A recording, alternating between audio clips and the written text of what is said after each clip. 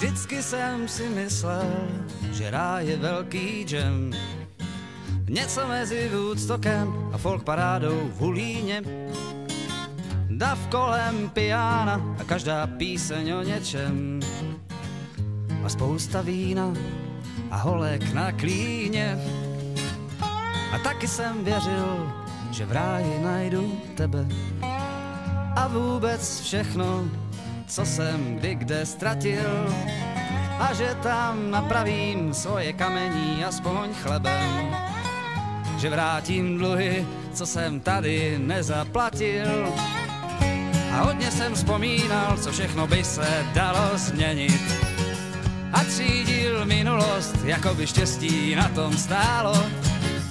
A pak v dálce zařmělo a mě se v hlavě rozsvítilo. A došlo mi, že na ráj by toho bylo trochu málo.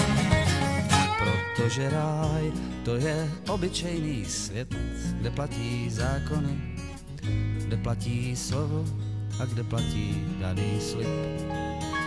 Obyčejná důvěra v obyčejnou spravedlnost, obyčejná naděje, že doopravdy bude zase líp.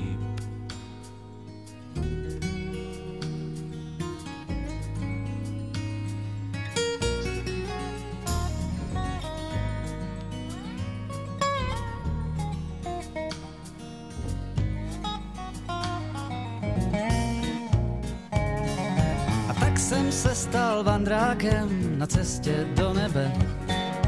Vyhnali mě z domu a tak jdu sám za sebe. Jedni na patníku sedí a druzí vracejí se zpět. Ptám se všech, jestli vědí, kdeže to končí ten náš svět. A každý zná cestu správnou, každý mi dává x dobrých rad. A všichni správným směrem rukou mávnou, že tudy se mám dát. Jenže každý ukazuje nám a všichni chtějí pravdu mít. Jako kompas přímo spolu a já nevím, komu věřit. Protože ráj to je obyčejný svět, kde platí, co kdo řek. Obyčejná naděje, že dovoláš se pomoci. Obyčejná naděje, že se i na tvou nemoc hledá lék. A že tvůj život není jenom krátký uploucí. Proč se tváříš, že máš v tom světě vlastní svět? Vždyť ten náš svět, to je obyčejný ráj, jen bez té důvěry, že na nás někdo myslí a že chce pro nás jen to nej.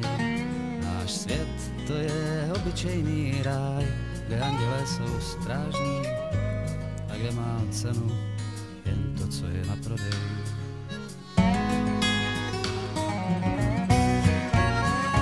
Kdybys měl cestu stejnou a nemohl mě najít, dřív nebo později stejně sejdeme se v ráji. Dřív nebo později stejně sejdeme se v ráji.